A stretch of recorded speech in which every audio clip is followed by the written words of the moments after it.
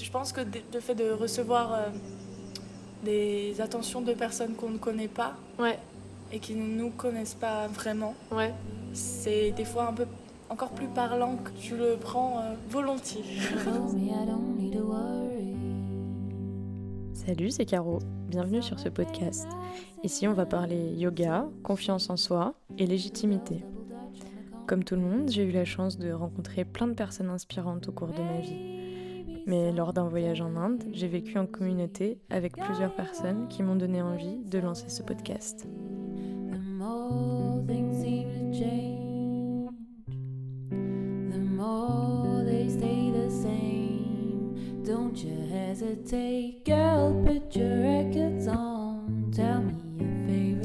Claire était étudiante à mes côtés dans le ashram de Samyak Yoga en Inde pour devenir professeure de yoga. C'est avec elle que tu vas partager ces quelques minutes. Just go ahead, let your head down. You're gonna find yourself somewhere, somehow. Bonjour Claire. Bonjour Caroline. Comment tu vas? Je vais bien. Ouais. Aujourd'hui, c'était un jour un peu spécial pour moi. J'ai enseigné le final teaching de la formation. Oh, Oui, t'as donné un cours de yoga du coup. exactement, c'est ce que j'ai fait. De combien de temps? Eh bien, de 20 minutes, moi, personnellement, Ouais. ma séquence, et 90 minutes avec le groupe de 3 superbes femmes que nous sommes. T'as aimé enseigner? C'était bien? Oui, j'ai beaucoup aimé le fait d'être confrontée à la classe et d'être dans le vif du sujet. Est-ce que tu peux peut-être commencer un petit peu par te présenter peut-être? Oui, bien sûr. Alors, je m'appelle Claire, Ouais. j'ai 23 ans. Je suis dans la vie masseuse. Je Ouais. procure des soins aux gens. Depuis longtemps tu fais ça? J'ai commencé à me masser quand j'avais 16 ans, parce que j'ai fait des études en alternance. Et 16 ans, c'est jeune pour prendre une décision de profession. Pourquoi t'es partie là-dedans? T'avais des envies avant? Je sais pas, qu'est-ce qui t'a fait aller là-bas? Alors, ça a été un peu par hasard, dans le sens où, plus jeune, j'avais envie de faire des grandes études et j'avais cette idée un peu de par ma famille. Carriériste, Et- du coup, plutôt. Ouais, Ouais. c'est ça. Ouais. Et je me suis rendu compte que mes priorités étaient un peu ailleurs Ouais. et plus tournées vers les autres que Ouais. vers moi. Mais aussi, en même temps, je pense que ça a été pour moi un moyen de me réconcilier avec le rapport au corps. Et que ça a été un peu instinctif, que je me suis jetée un peu dedans par hasard. Ok. Et ça te plaît, toujours? Dernièrement, j'ai fait d'autres jobs parce que j'aime le soin, mais pas comme on peut le retrouver dans les spas hôteliers en France, où c'est beaucoup du massage intensif.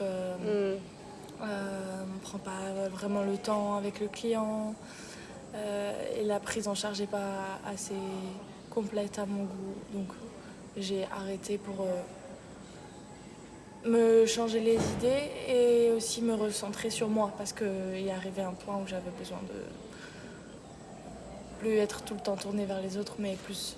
Bah oui, tu Vers donnes moi. beaucoup quand tu masses, finalement. Et c'est énergiquement, à mon sens, peut-être assez épuisant. Exactement. Ouais. C'est là que j'ai fait l'expérience de ce qui nous entoure et qu'on ne voit pas, Ouais. qui est l'énergie. Ok. Et tu vis où, toi, Claire? Alors moi, je vis un peu partout depuis 2 ans. Ouais, c'est pas bon. Non, enfin, je veux dire, je bouge de lieu en lieu, suivant où est mon travail. Donc, je fais un travail saisonnier. T'es devenue saisonnière, du coup, t'as Je suis arrêté devenue le saisonnière. massage pour faire J'ai- les saisons. J'ai commencé le massage en tant que saisonnière. Ouais. Et ensuite, j'ai arrêté et j'ai continué à faire des saisons parce que j'aimais toujours me mouvoir. Ouais. Et t'étais où alors? La dernière saison que t'as faite, c'était où? J'étais à Courchevel, dans les Alpes. Ouais, sympa. Ouais. Enfin, sympa, c'est mon avis. Après, peut-être que toi, t'as bien aimé? C'était très cool, ouais. Surtout l'été, parce qu'il n'y avait pas grand monde, donc il n'y avait pas l'aspect saison avec une masse de gens. Oui, je vois. C'était plus calme. C'est ça. Et là, on est aussi très au calme, puisqu'on est à Mysore, au sud de l'Inde, dans une école de prof de yoga. Et pourquoi t'es là, toi? Qu'est-ce qui t'a amené ici?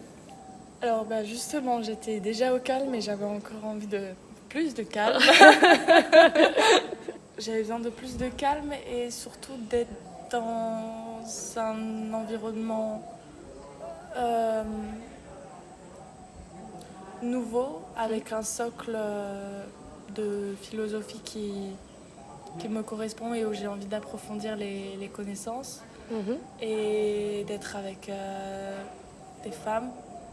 Oui, c'est vrai qu'on est majoritairement des femmes. Il n'y a que 2 hommes là pour la session où on est, et du prof.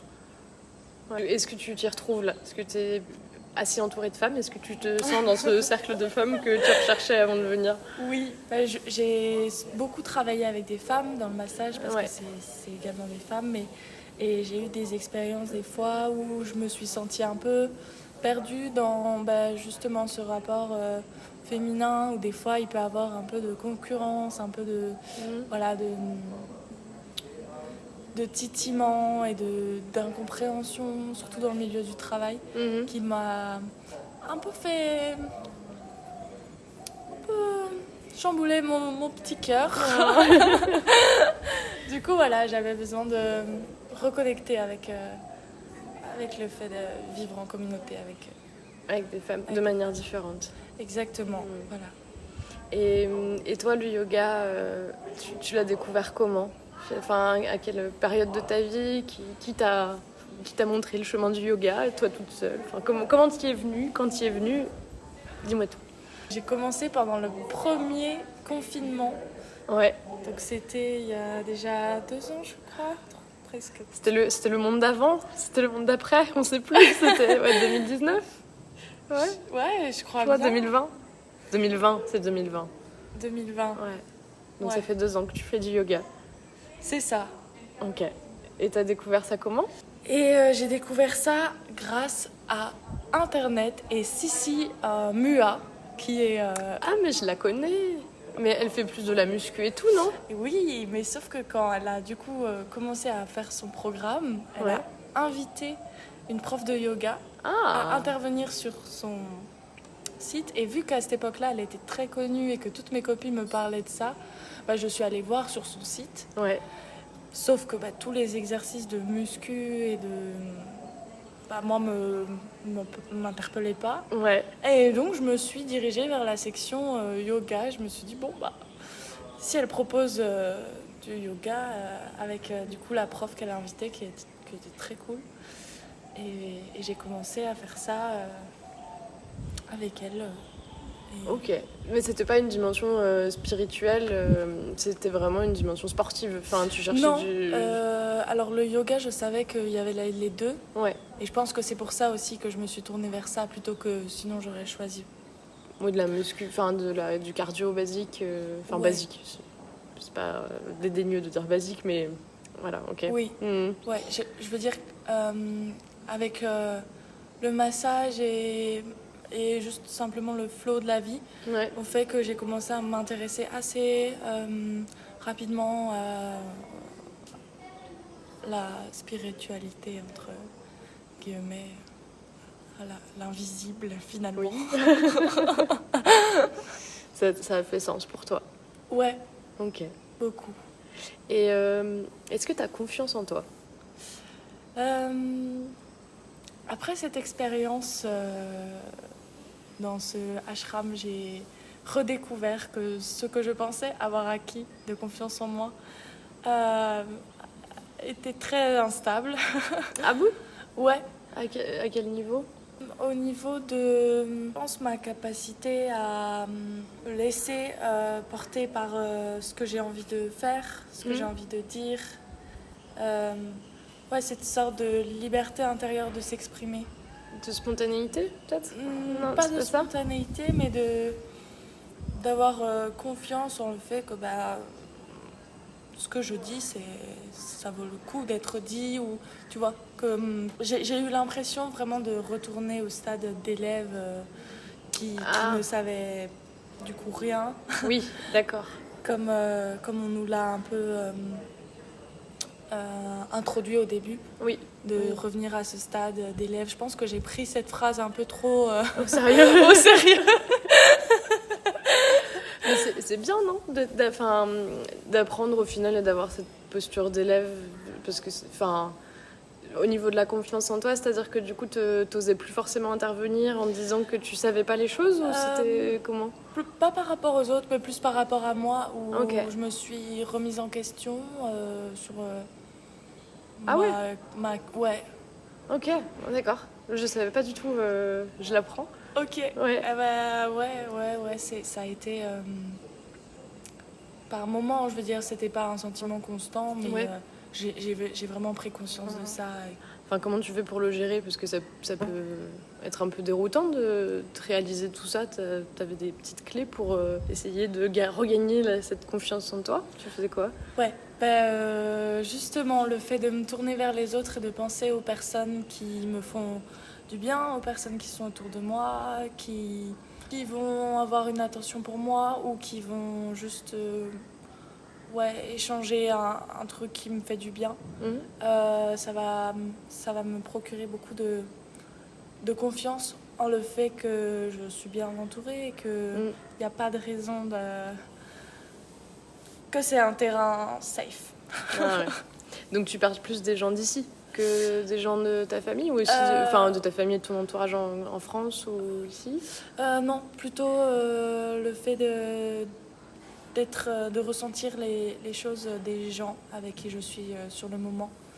Voilà, je pense que le fait de recevoir des attentions de personnes qu'on ne connaît pas et qui ne nous connaissent pas vraiment, c'est des fois un peu encore plus parlant que...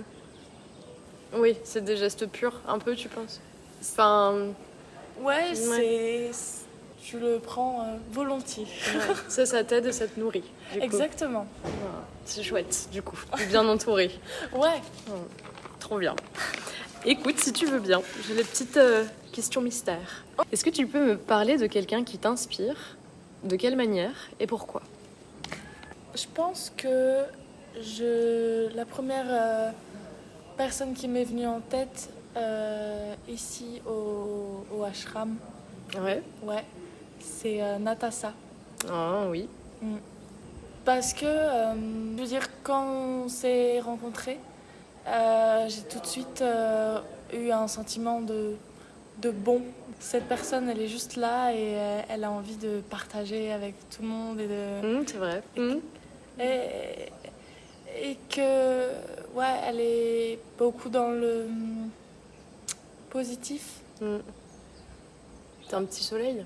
Ouais, c'est ça. Ouais. Et ça irradie sur moi. Ouais. Donc quand tu disais que le fait de t'entourer de gens qui te font du bien aussi au ashram, ça te permet de regagner un peu confiance en toi, Natasha, elle fait partie de ces personnes-là. C'est ça.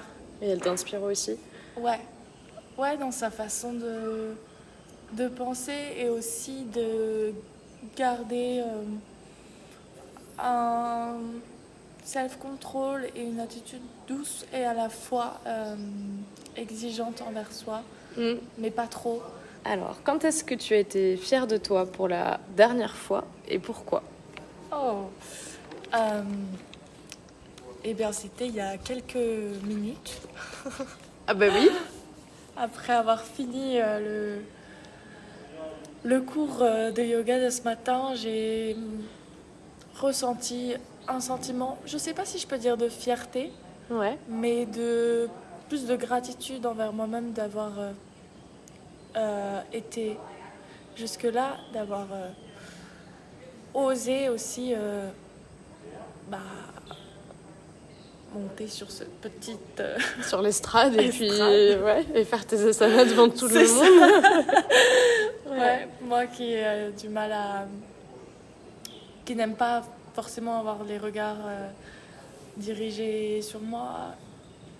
Et ouais, j'étais... Et du coup, quand je te dis que je voulais te poser un peu des questions, tu m'as dit « Attends, je vais prendre mon ukulélé ». Du coup, tu es avec ton ukulélé. Oui, je suis avec mon ukulélé. Il est là avec nous. C'est vrai qu'on l'entend souvent. Je l'entends de ma chambre des fois, je l'entends un peu de partout, t'en joues souvent.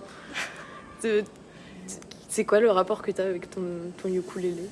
Un objet qui me permet de me sentir à la fois en connexion avec moi et à la fois avec tout le reste. Ouais, c'est du partage aussi, finalement. Enfin, c'est un peu comme ça que tu... Non, j'interprète peut-être Avec trop. l'énergie constante, environnante Ouais. et supérieure, parce que la musique, ça me permet vraiment de me focus sur quelque chose qui me dépasse un peu, quelque chose que je ne peux pas contrôler, anticiper. Et ouais, j'avais un peu des a priori, même à la base, sur le ukulélé, parce que je faisais de la guitare et le ukulélé. Et puis je me suis dit, je vais partir en voyage et je vais pas pouvoir emmener ma guitare, il faut bien que je trouve une solution. Bah oui, parce que tu continues après toi ton voyage ou tu rentres en France après le ashram ? Oui, je vais continuer mon voyage pour 2 mois en Inde. Oh. Tu restes en Inde ? Je reste en Inde normalement. Et tu voudrais me faire quelques notes de ukulélé ? Et oui, avec plaisir.